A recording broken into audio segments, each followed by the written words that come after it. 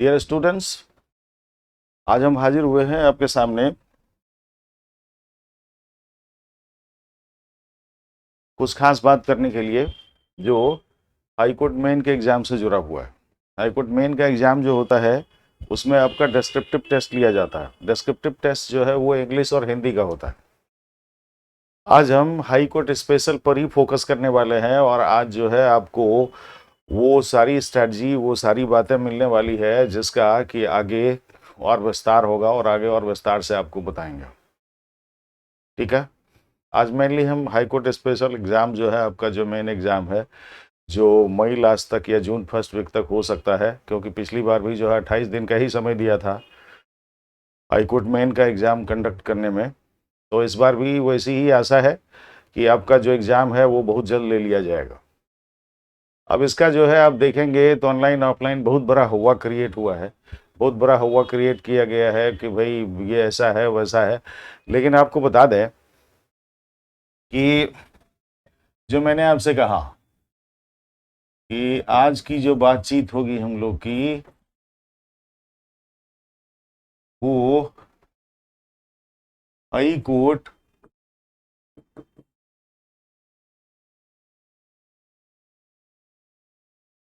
Assistant का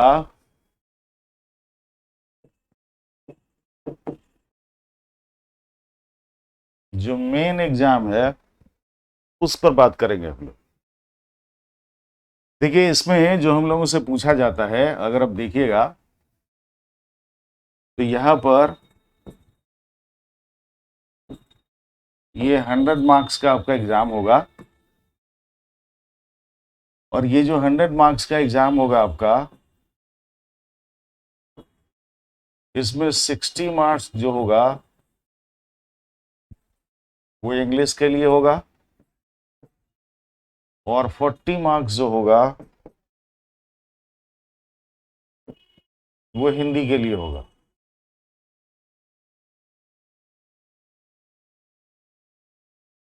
दोनों ही paper क्या है, दोनों ही पेपर आपको इसके अंतर्गत दिया जाता है।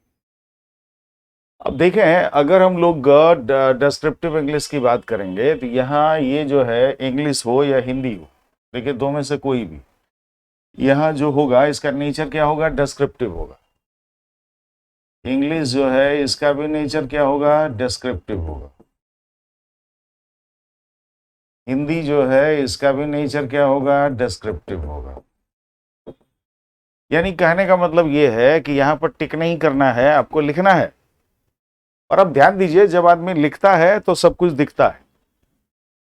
ठीक है, आप फांकी मार के नहीं निकल सकते हैं। अगर कुछ भी आपको लिखना पड़ेगा तो आप हवाबाजी करके नहीं निकल सकते हैं। ये क्या है ना कि डिस्क्रिप्टिव जो है जस्ट लाइक टेस्ट मैच है और जो ऑब्जेक्टिव आपने दिया जस्ट लाइक वनडे है। ठीक है, कि पिच पर जितना ही देर रहे, अगर लक फेवर कर गया तो हिट कर दिए तो छक्का पर छक्का 25-30 बॉल में ही मार दिए सेंचुरी और सुपर हिट हो गए, है ना। लेकिन यहां पर क्या है कि यहां पर ऐसी बात नहीं है। ठीक है, आपको क्या है कि चलिए हम लोग आज जो बात करेंगे, आज बात यही करेंगे कि डिस्क्रिप्टिव जो है जो आपको कोई पहली बार नहीं दिया है हाई कोर्ट में। अगर आप देखें तो पहले भी 2016 में भी थोड़ा सा परिवर्तन किया है। 2016 में 50-50 था, 50 का इंग्लिश और 50 का हिंदी, इस तरीके से दिया था। अब थोड़ा 2023 में परिवर्तन कर दिया है, जमाना बदला है ना, सब कुछ बदला है, तो फिर क्या है कि थोड़ा बदलाव इसमें कर दिया गया है। ये तो बात है, सही है कि भाई 60 का जो है इंग्लिश हो गया आपका और 40 का क्या हो गया, हिंदी हो गया। अच्छा किया है। अब सवाल ये उठता है कि इसको लेकर के बच्चे जो है बहुत ज़्यादा बेचैन हैं, आए दिन जो है आकर के मिलते रहते हैं। तो कुछ बच्चों ने कहा भी कि आप सर कुछ वीडियो बना दीजिए इसका यूट्यूब पर। तो हमने कहा ठीक है, बना देते हैं, एक सीरीज बना देते हैं 2-4 वीडियो का। तो देखिए, ऐसा है कि डिस्क्रिप्टिव इंग्लिश सिर्फ आप ही को नहीं देता है। डिस्क्रिप्टिव इंग्लिश जो है वो बहुत सारे एग्जाम में पहले से दे रहा है। आप ध्यान दीजिए कि आप CAPF जिसका एग्जाम UPSC कंडक्ट करती है, देखिए 200 मार्क्स का आता है। खुद UPSC के मेन में 300 मार्क्स का रहता है।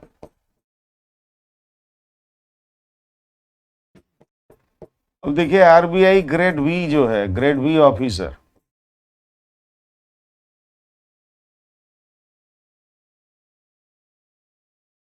इसमें 100 मार्क्स का रहता है। आपका भय केवल हम भगा दे रहे हैं कि बेवजह आप भयभीत हो रहे हैं। आपको जो दिया है वो बहुत छोटा चीज है, बहुत बड़ा चीज नहीं है। ठीक है, अब उसके बाद देखिए नाबार्ड,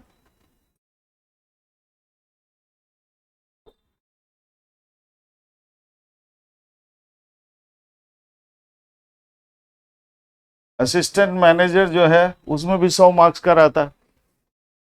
ठीक है, बैंक पीओ जो है देखिए तो 50 नंबर का यहां भी रहता है। वैसे इसमें फ्लक्चुएशन होते रहता है, वो बात दीगर है। इवन इंटेलिजेंस ब्यूरो जो है, इंटेलिजेंस ब्यूरो में भी देता है। ठीक है, इंटेलिजेंस ब्यूरो का जो एग्जाम होता है उसमें भी आपको देता है। इवन आप जैट देखिए, जैट में भी जेवीएस एप्टीट्यूड टेस्ट जो कहते हैं वहां पर भी रहता है। ठीक है, अब एसएससी में जो है, एसएससी में क्या है कि हटा दिया गया। चलिए ठीक है, हेडेक खत्म कर दिया गया। अब जरा आप अपने दुख को देखिए। ठीक है, बच्चे जो है परेशान है। अब जरा देखिए, आपसे हेवी डोज यहाँ है, यहाँ तो एकदम फुल डोज है 300 मार्क्स का। अब आप देखिए यहाँ भी आपसे ज्यादा, यहाँ भी आपसे ज्यादा ही मार्क्स का पूछता है। जब कुछ बड़ा कीजिएगा, जब कुछ बड़ा हासिल करना चाहते हैं तो उसके लिए क्या होगा, उसके लिए थोड़ा स्ट्रेस भी बड़ा आपको रहना पड़ेगा, लेना पड़ेगा। अब स्ट्रेस बड़ा नहीं, चैलेंज भी बड़ा फेस करना पड़ेगा। पॉजिटिवली अगर हम लोग देखें तो उसके लिए क्या करना होगा, चैलेंज भी आपको बड़ा फेस करना पड़ेगा। ठीक है, तो जरा देखिए कि आपका कष्ट कहां पर है। बहुत छोटा सा है कि नहीं है। तो जैसे देखिए आपने रिक्वेस्ट किया कि सर हाई कोर्ट का वीडियो आप बना दीजिए, तो मैंने इसका वीडियो बनाने का सोचा। और सबसे पहला काम मैंने यही सोचा कि सबसे पहले आपके अंदर जो भय बैठा हुआ है डिस्क्रिप्टिव का, उसको निकालना वो बहुत जरूरी है। ठीक है, वो बेवजह के हवा बयार ऑक्सीजन नाइट्रोजन में नहीं जाना। जो जहां जड़ है, जहां मूल है, उसकी बात करना और उसके आधार पर कार्य को क्या करना है, संपादित करना। ओके, चलिए भाई, ठीक है, ओके, हटाते हैं इसको। देखिए अब अगर हम लोग बात करें तो हम लोग बात कर रहे थे हाई कोर्ट असिस्टेंट का। इसके अंतर्गत क्या दिया जाएगा, डिस्क्रिप्टिव इंग्लिश, डिस्क्रिप्टिव हिंदी, है ना। समय कितना होगा, 3 घंटे का। ठीक है, मार्क्स कितना होगा, 100। ठीक है भाई, 60 का होगा अंग्रेजी और 40 का होगा हिंदी। फिर इतना ही होना है। अब यहां देखें, देखिए डिस्क्रिप्टिव इंग्लिश जो है इसका बेसिक्स क्या है।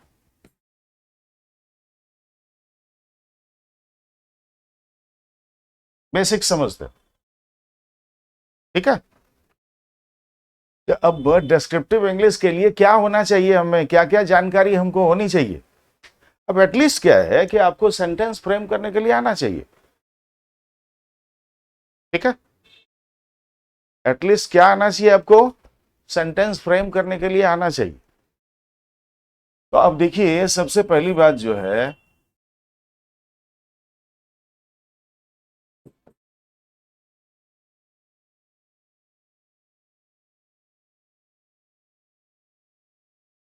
सेंटेंस फ्रेमिंग आपको आना चाहिए। ये आएगा कैसे भाई, बहुत सा बच्चा है, हम अपने बिहार में अगर देख लें या फिर हिंदी हार्टलैंड के अधिकतम बच्चे के साथ ये समस्या है, जो कि अगर मान लीजिए सरकारी बोर्ड से पास किया है, जैसे बिहार से बिहार बोर्ड, यूपी से यूपी बोर्ड, है ना, एमपी से एमपी बोर्ड, ठीक है, हरियाणा से हरियाणा बोर्ड, दिल्ली से दिल्ली बोर्ड, उससे जो पास किया है, तो आप देखेंगे उसमें से अधिकतम बच्चे ऐसे होते हैं जो हिंदी मीडियम से आते हैं, हालांकि बहुत जगह पर बहुत सा सुधार भी हो गया, और क्या है कि आप अगर देखेंगे तो लेवल भी बच्चों का क्या है अच्छा हुआ है, ठीक है।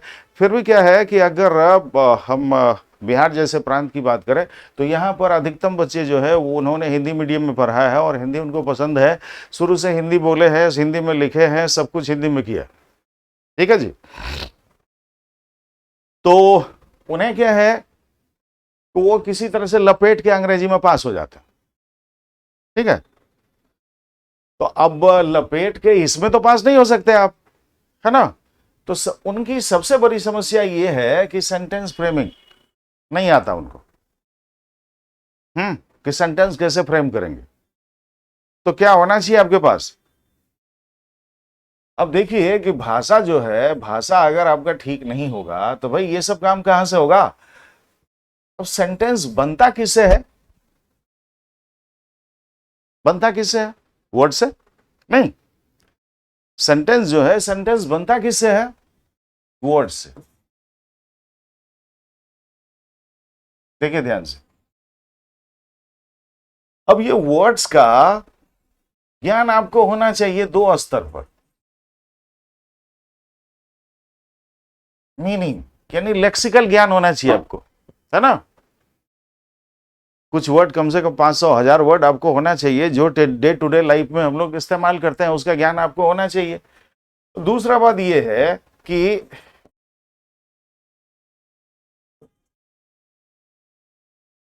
वर्ड का स्ट्रक्चर क्या है भाई, उसका पता होना चाहिए आपको।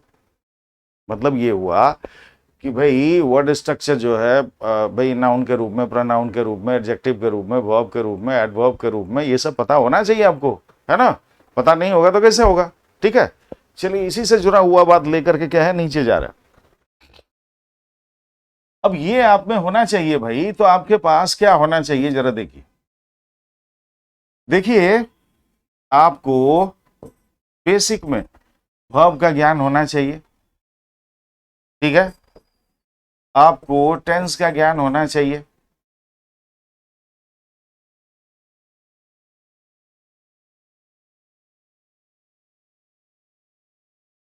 आपको वॉइस का ज्ञान होना चाहिए,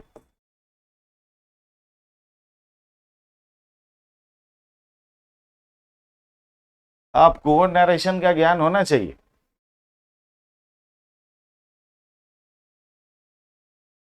फिर क्या है, चलिए सबको इसी में जोड़ देते हैं। आपको प्रपोजिशन का ज्ञान होना चाहिए,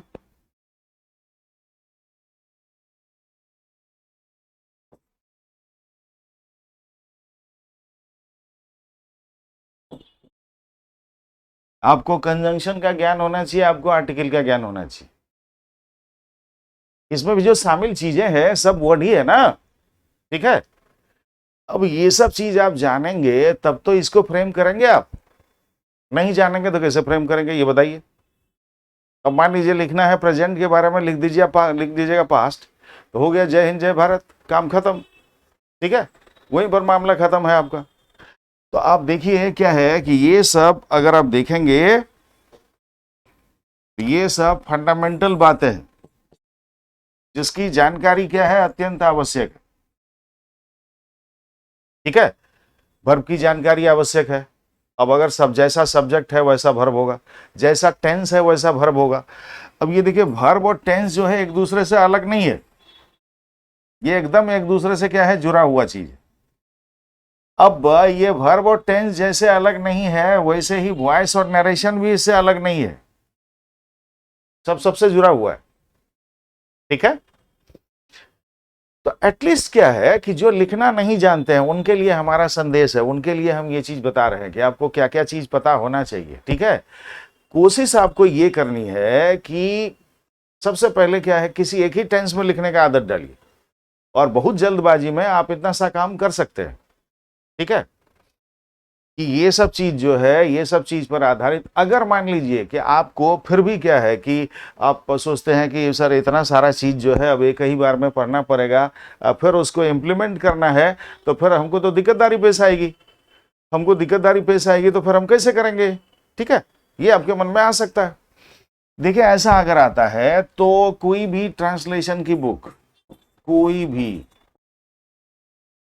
अगर एकदम से बेस आपका कमजोर है, कोई भी ट्रांसलेशन की बुक जो है ना वो आप ले लीजिएगा, ठीक है। और इसमें क्या करना है, टेंस, वॉइस,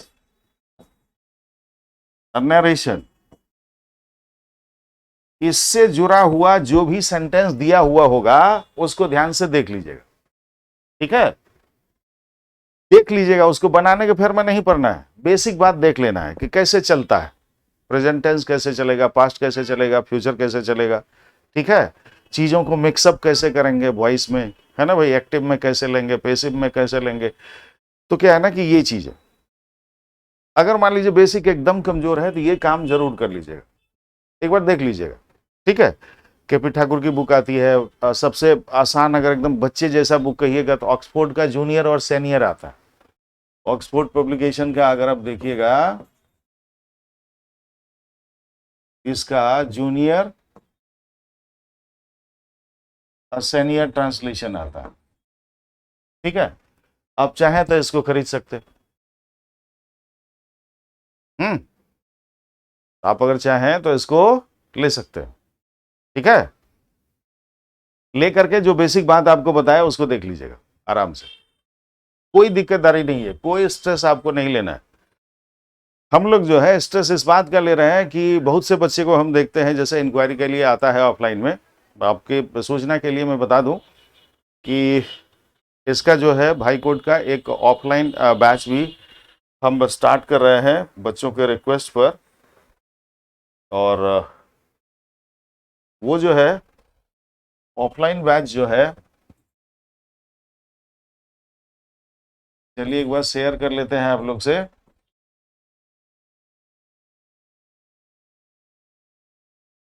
और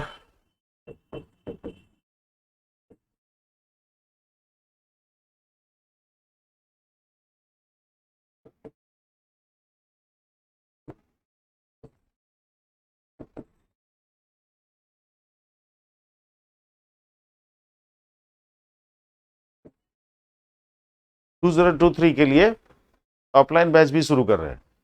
ये ऑफलाइन बैच जो हमारा होगा ये रमना रोड के ठीक सामने कैंपस ऑफ इम्पैक्ट क्लासेस है, उसी में इजी इंग्लिश करके देखेंगे कि भाई रमेश शर्मा सर, ठीक है। और अगर मान लीजिए कि आपको उसमें दुविधा होगी तो 2 फोन नंबर हम आपको लिख दे रहे हैं, आप उस पर कांटेक्ट कर लीजिएगा। मोबाइल नंबर ये है, तो आपको कहीं कोई दुविधा नहीं होगी। पहला जो है ये 980-177-9007, ठीक है ये। और दूसरा जो नंबर है 790-395-1818। चलिए इसको आप एक बार लिख लीजिए, फिर आगे की बात करते हैं हम लोग।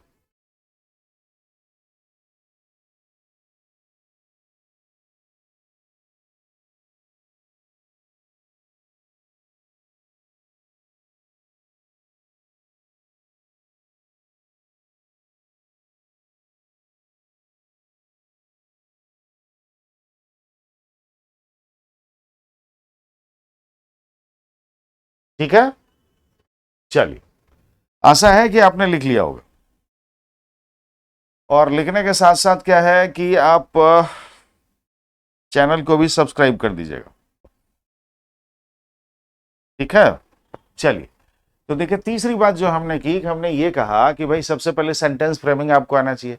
सेंटेंस फ्रेमिंग जुड़ा हुआ किससे है, वर्ड से जुड़ा हुआ है। वर्ड का क्या पता होना चाहिए आपको, एटलीस्ट वर्ड मीनिंग पता होगा तब ना कोई चीज कहीं भी सेट कीजिएगा। अब वर्ड को हम कहाँ कैसे सेट करेंगे, तो वर्ड स्ट्रक्चर पता होना चाहिए आपको भाई, है ना, कि भाई नाउन के रूप में इसको कहाँ रखेंगे, प्रोनाउन के रूप में कहाँ रखेंगे, एडजेक्टिव के रूप में कहाँ रखेंगे, वर्ब के रूप में कहाँ रखेंगे, टाइम एंड टेंस के मुताबिक इसका प्लेसमेंट कैसे करेंगे, ठीक है। कंजंक्शन को कहाँ पर रखेंगे, दो सेंटेंसेस को या क्लॉजेस को हम कैसे करके जोड़ेंगे, ये आपको पता होना चाहिए। ठीक है। चौथी बात, चलिए ये जब आप सीख जाइएगा कि भाई मान लीजिए एक सेंटेंस फ्रेमिंग हम सीख लिए, हमको क्या करना चाहिए?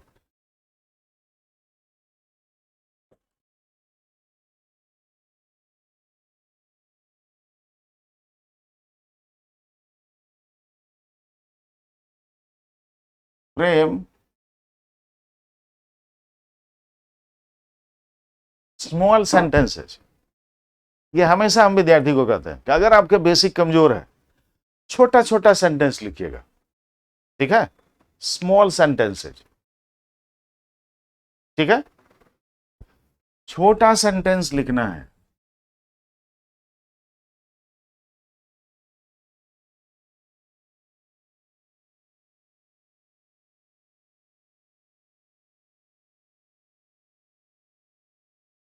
लॉजिक आपका इफेक्टिव होना चाहिए, लंद फंद नहीं लिखना है। जैसे बहुत से आदमी ये कहता है ना, जैसे हमने देखा है यूट्यूब पर बहुत सारे चैनल्स पर ये कहते हुए कि बिगनिंग में लास्ट में बढ़िया से लिख दीजिए, मिडिल में जो है ये पॉइंट जो हम बता रहे हैं इसको जोड़ करके लिख दीजिए। कोई बच्चा का एग्जाम नहीं ना भाई, एज अ ग्रेजुएट आप एग्जाम देने जा रहे हैं। ठीक है, कोई 8 का 9 का 10 का या 6 7 का एग्जाम नहीं होने जा रहा है आपका कि जो आप लिख दीजिएगा आग धतूरा और आपको नंबर दे देगा। ऐसा कुछ भी नहीं होता। ठीक है, तो क्या है ना कि फैक्ट की दुनिया में जीना है। ठीक, हाइपोथेसिस की दुनिया में नहीं जीनी है, ये बात ध्यान में रखिएगा। इफेक्टिव लॉजिक का मतलब ये हुआ, क्या इफेक्टिव लॉजिक? एकदम टू द पॉइंट अप्रोच रखना है, समझे? क्या रखना है? टू द पॉइंट अप्रोच रखना। और मान लीजिए कि अगर का है एकेडमिक एग्जाम, कॉम्पिटिटिव एग्जाम, दोनों का अप्रोच अलग होता है। आपको डेविएट नहीं करना है, डाइवर्ट नहीं करना है। ठीक है, अब सपोज कीजिए कि पूछ रहा है आपको लाल किला के बारे में। ठीक है, लाल किला के बारे में आप लिखे 1 पेज, 3 पेज लिख दिए ताजमहल के बारे में। तो आप ट्रैक से क्या किए? एकदम डेविएट कर गए। ठीक है, अब चलिए उदाहरण के संदर्भ में क्या है ना कि कंटेक्स्ट के संदर्भ में कहीं कभार ताजमहल को ला सकते थे, वो बात अलग है, वो बात दीगर है। लेकिन क्या है कि आपको क्या है, क्या रहना है भाई, एकदम जिस इश्यू पर आपको पूछा गया है, जिस इश्यू पर आपको ऐसे दिया गया है ना, उसी पर रहना है, उससे बिदकना नहीं है। ठीक है, यानी कि आपको हमेशा क्या है कि उस इश्यू को टारगेट में लेकर के चलना है। ठीक है, उसके ट्रैक से अलग नहीं होना है। अगर मान लीजिए कि आपसे पॉवर्टी के बारे में पूछा है, पॉवर्टी इन इंडिया पूछ रहा है, सपोज कीजिए कि पॉवर्टी इन इंडिया कह रहा है, और आप लगिएगा कि पॉवर्टी इन पाकिस्तान बतियाने, तो इसको टू द पॉइंट अप्रोच नहीं कहा जाता है। मेरी बात समझ रहे हैं?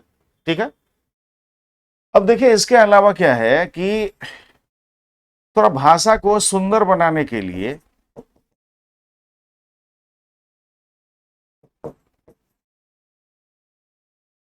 इडियम्स एंड फ्रेजेस भी आवश्यक है। ये जो आपकी भाषाई कमजोरी है ना, उसको दूर कर देता है। नहीं ज्यादा, कम से कम 200-250 आपके पास स्टॉक होना चाहिए। चलिए मान लीजिए बहुत ज्यादा ना हो, जो लेवल है आपका एग्जाम का, एटलीस्ट क्या है ना 200-250 स्टॉक आपके पास इडियम्स एंड फ्रेजेस का होना चाहिए। कहीं कहीं क्या है ना, ये बहुत बड़ा काम करेगा आपके लिए। कहाँ पर भाई? प्रेसिज राइटिंग में बहुत बड़ा काम करेगा। कॉम्प्रिहेंशन में जब क्वेश्चन का जवाब दीजिएगा अपनी भाषा में, तो वहां पर बहुत काम करेगा। ऐसे राइटिंग में क्या है कि आपकी भाषा को इफेक्टिव बनाएगा। छोटा ही सेंटेंस लिखेंगे, लेकिन उसमें क्या है कि जगह जहां जहां प्लेस मिलेगा, कोशिश करेंगे कि भाई इडियम्स एंड फ्रेजेस को हम सेट करें। ठीक है, तो एटलीस्ट क्या है ना कि बहुत ज्यादा नहीं, 200 से 250 का स्टॉक आपके पास होना चाहिए। अब उसके बाद देखिए OWS भी क्या है कि 250 का स्टॉक, जो मेन है, जो पूछा गया है। वैसे आपको हम बताएंगे अभी क्लास में, ऑफलाइन में जब आपका क्लास लेंगे तो उसमें बता भी देंगे। ये सारी चीजें एकदम क्या है दुरुस्त होकर के आपको बताएंगे। पहले तो यही क्लास लेंगे, चीजों को लिखना कैसे है। ठीक है, तब किसको कैसे लिखेंगे ये आपको बताएंगे, ठीक है। इसके अलावा और हम क्या देंगे आपको कि जो रेलिवेंट एसेज आपको आ सकता है, आप देखिए आपको जो एसे देता है, ठीक है, उसमें एक करंट से, एक कन्वेंशनल टॉपिक और एक एब्स्ट्रैक्ट होता है। तो देखिए OWS जो है, वन वर्ड सब्स्टिट्यूशन, अनेक शब्दों के एक शब्द, ये भी आपके भाषा को क्या बनाता है, अच्छा बनाता है, ठीक है। कुछ 20-25 जो है कोटेशंस,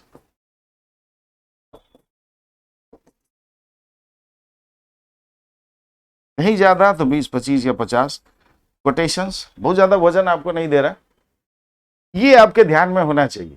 इसको क्या है ना कि ऐसे में कहीं कहीं सेट करते जाना है, करते जाना है। वो जो 500 वर्ड का ऐसे आपको देगा, ठीक है, मजा आ जाएगा आपको लिखने में, पॉइंट वाइज जैसे आप उसको डील कीजिएगा।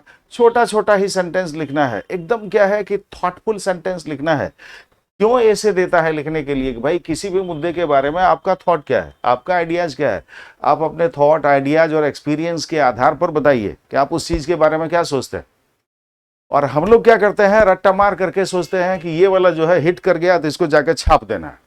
अब आप अगर मान लीजिए कि वो छापते हैं, कोई टीचर लिखवाया है तो बहुत लड़का उसी को छाप देगा। और अगर मान लीजिए कि जो चेक करेंगे उसको, अगर एक ही तरह की 5-7 कॉपी आ गई तो भाई क्या होगा, उनको अच्छा लगेगा नहीं, उनको गुस्सा आएगा, है ना। और गुस्सा आएगा तो क्या होगा आपको पता है। तो ओवरऑल जो मैंने बात किया, देखिए पहले और अभी, ये सब चीज बड़ा मायने रखता है जब आप किसी चीज के बारे में लिखते हैं, जब आप सेंटेंस फ्रेम करते हैं, है ना, ठीक है। जब आप सेंटेंस फ्रेम कीजिएगा, चीजों को लिखिएगा, ठीक है, तो जब आप किसी भी चीज के बारे में लिखते हैं तो देखिए सेंटेंस फ्रेमिंग आवश्यक हो जाता है। एबीसी में उसका एस्पेक्ट बताया आपको। अब फ्रेम कैसा सेंटेंस करना है, डी में वो एस्पेक्ट बताया आपको। अब सेंटेंस हम फ्रेम करना सीख गए तो किस तरीके से लिखना है, तो लॉजिक आपका इफेक्टिव होना चाहिए। छोटे सेंटेंस के साथ साथ टू द पॉइंट अप्रोच रखना है।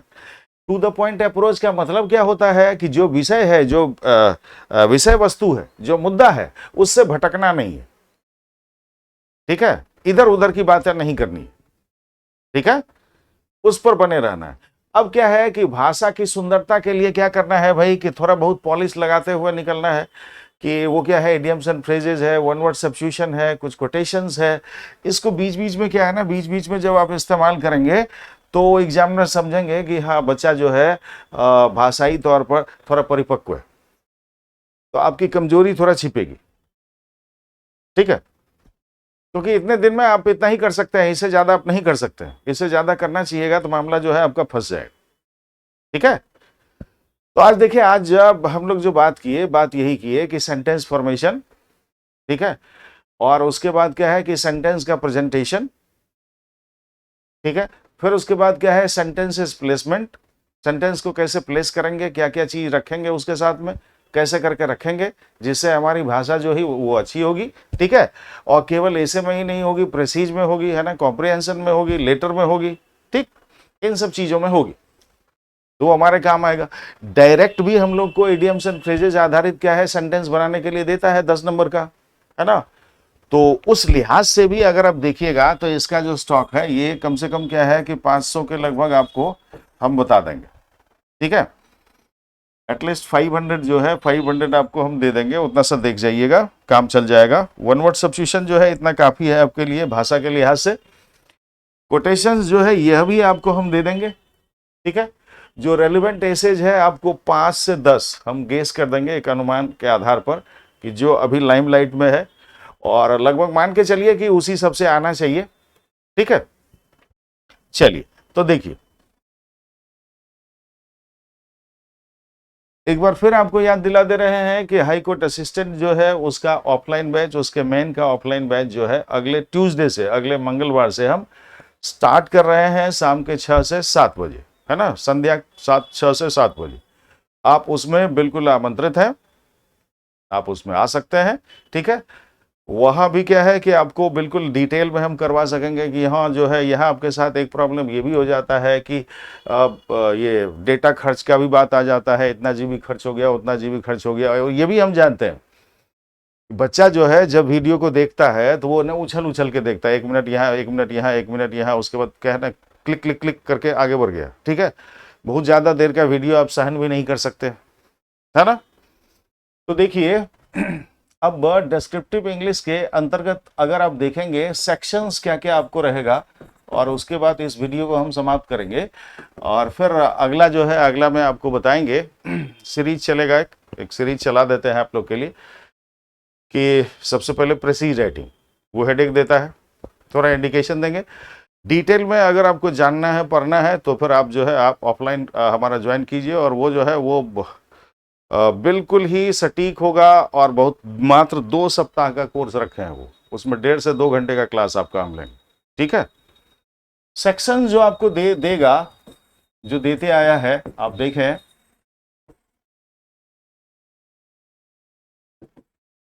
ऐसे राइटिंग। देखिए हर चीज को लिखने का क्या होता है, तरीका होता है। ऐसे लिखने का हम तरीका बताएंगे, और जबरदस्त तरीका कि इसमें जो कि कमजोर से कमजोर बच्चा है वो भी जो है ऐसे लिख ले। ठीक है, वो तरीका हम आपको बताएंगे। ठीक है 500 वर्ड्स में कहता है। ठीक है, तो ये 20 मार्क्स का या अब बढ़ाएगा, चूंकि 60 मार्क्स किया है, तो मेरे अंदाज से ये जो है 25 या 30 का आपको देना चाहिए ऐसे राइटिंग।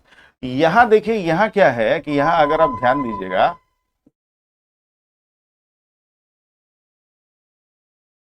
देखिए करंट,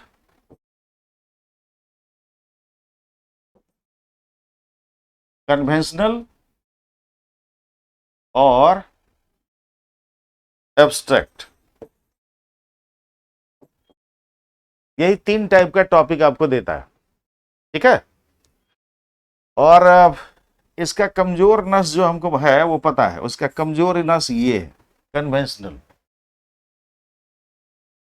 ठीक है, जो कन्वेंशनल टॉपिक है उसको पकड़ लेना, एकदम आसान, पक्का हिट कर जाएगा बिना कहे सुने।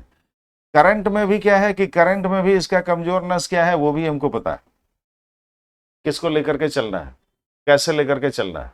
ठीक है, अब उसके बाद देखिए दूसरा जो है प्रेसीज राइटिंग। कहा नहीं पूछता है भाई, सब जगह पूछता है, जिसको हिंदी में संक्षेपण कहा जाता है, बड़ा आराम का मामला है। ठीक है, टाइटल लिखना होता है, टाइटल सिलेक्शन, और उसके बाद क्या है, टाइटल के आधार पर एक्सप्लेन करना होता है। कैसे भाई, इन एब्रिविएशन 1/3 में। ये भी क्या है, अनसीन पैसेज आधारित होता है, जो भी पिछले 2-3 महीने में लाइमलाइट में रहा है इशू, अक्सर उसी पर आधारित आपको क्या होता है, पैसेज दिया जाता है। फिर क्या है, कॉम्प्रिहेंशन, ये आपको रहता है,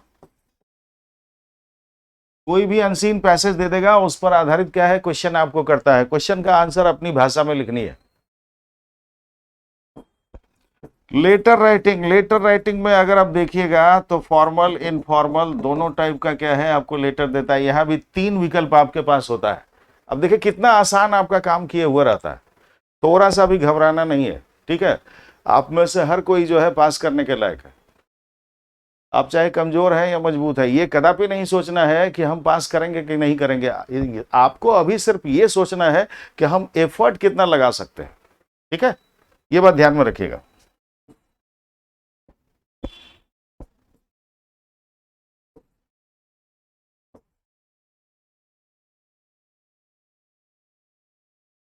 इडियम्स एंड फ्रेजेज। ठीक है, यहां पर क्या होता है,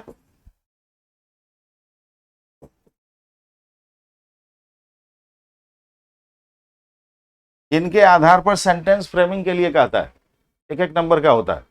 ठीक है, अब परिवर्तन यहां पर और क्या कर सकता है, हो सकता है कि 5 सेंटेंस आपको दे दे, प्रेपोजिशन भरने के लिए कहे, 5 सेंटेंस आपको दे आर्टिकल भरने के लिए कहे।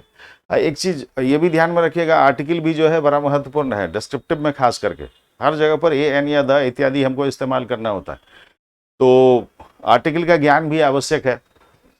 तो देखिए क्या है ना, मोटे तौर पर ये सारी चीजें हैं, और चुनौती कोई बहुत बड़ी नहीं है।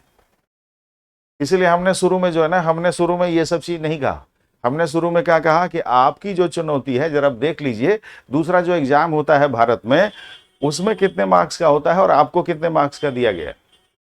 इसीलिए आपको भयभीत होने की कोई जरूरत नहीं है। और जो कोई भी इसको देख रहे हैं उनसे सादर निवेदन है कि आपको जो जो बातें बताई गई है उस पर आपको अमल करना है, ठीक है।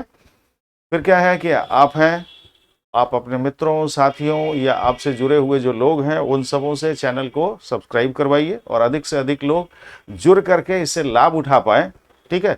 इसके लिए क्या है कि इसको लोगों के बीच में प्रेषित कीजिए, ठीक है। जय हिंद, जय भारत।